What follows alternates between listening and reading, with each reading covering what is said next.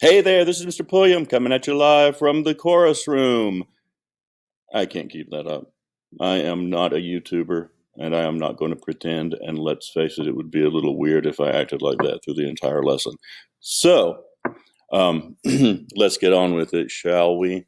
If you are in guitar, upper level guitar, or rather, or in musical theater classes, any musical theater class, music theory will be um, part of our curriculum this year. Not all of our curriculum, but part of it, and that's what we're gonna start with just to get the ball rolling.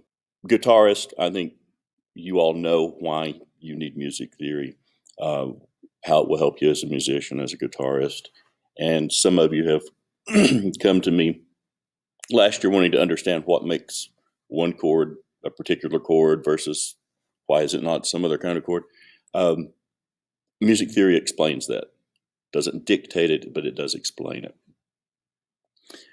Musical theater people, why do you need to know it? Because you're supposed to develop performance skills, and one of the things you need to be able to do to perform well is read music. You will learn parts faster, and you will learn them more accurately if you can read music. Um, so let's move ahead. I'm going to get rid of my beautiful face. Oh, one other thing. If you already read music, good for you. There's still probably something in here you can learn, especially if you just read for like a single voiced instrument, saxophone, clarinet, any of the brass instruments. You're just reading one note at a time. You're not worried about harmony and what makes up chords. It doesn't matter to you at that point, but understanding it will help you be a better musician. So let's get on with it. All right, the uh, curriculum that we're going to be using is from Earmaster. I will put a link to this website on um, on the Google Classroom assignment if it's not already there. And this is the one I plan on using. There is a music theory curriculum for the virtual school, for the Georgia Virtual School, and the basic music theory was really watered down. And the advanced placement music theory was really kind of over the top. It was definitely advanced placement. If you're interested in those, I will give you links to them. If you need this in a little more bite-sized pieces of information, you might want to take a look at uh, the regular music theory one and the virtual school, the Georgia Virtual School.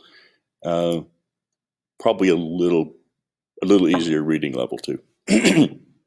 Okay, so again, the curriculum is from this website, Understanding, what was it? Earmaster. But Understanding Basic Music Theory, we were talking about basic music theory.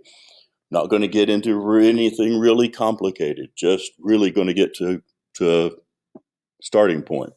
Um, it will get you to a point, and it's just, they say, the bare essentials. Um, a jazz trumpet player is going to have be interested in music theory from a very different standpoint than a classical musician. And they will have a different interest for somebody that's interested in world music. So there are lots of different ways to look at music and describe it and notate it and all that, but they have something in common. Um, Moving right along, I'm getting used to my tablet. It helps to remember that music theory is a bit like grammar. That'd be a good question on a quiz. I'm not marking that out. I'm trying to underline it, but that's the best I can do. Grammar wasn't invented before language. Languages were invented quote unquote, air quotes, invented. And then language theorists came along and started describing the language so we know what to expect when a language is being spoken. It's the same thing with music. Music theory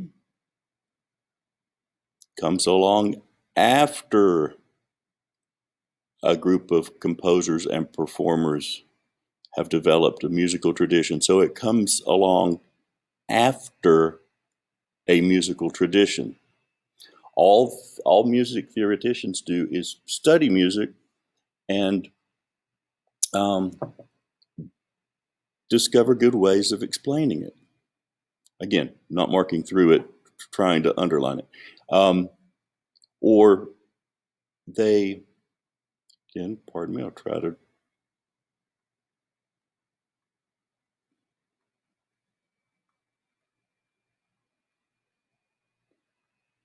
describes music.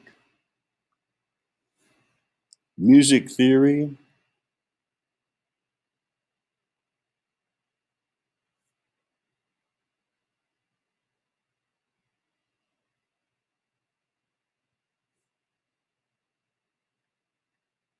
is descriptive,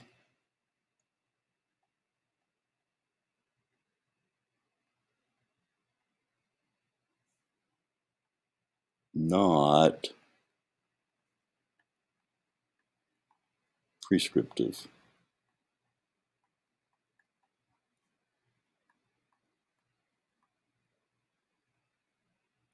Okay. If I go to the trouble to write this down over here, because I don't do it very well, you better believe it'll be on a quiz, that you'll be accountable for it somehow, some way, at some point. Things that I circle over here, be accountable for them. Quiz, not big tests, but quizzes. What does this mean? That music theory is descriptive, not prescriptive. It means that it just tells my son wanting money. Imagine that. It tells us that it tells us what we've done or how we can do something. It doesn't tell us what we have to do. That would be prescriptive. You'll hear people say, oh, I don't want to learn music theory. I don't want to learn to read music. I don't want to learn music theory because that'll stifle my creativity. Because they think that music theory is prescriptive, that it puts them in little boxes and tells them what to do. It doesn't. It gives them a way of understanding what they do. And if you understand something, you can be more creative with it. Music theory comes after it. After they make their incredible creative thing, somebody can come along and use music theory to describe what it is they've done. These will be using mostly U.S. terms. In Europe, they may use slightly different terms, but it doesn't really matter. We'll be using the United States ones. And music theory describes what works. Well, why does it work? Well, in Western music, a large part of it has to do with the physical basis of music, with the physics behind it. And that's something that we'll get into later. Okay, that's the introduction. So let's go on to actually, I think I'll stop there and call that one video and create another one. So until next video, farewell.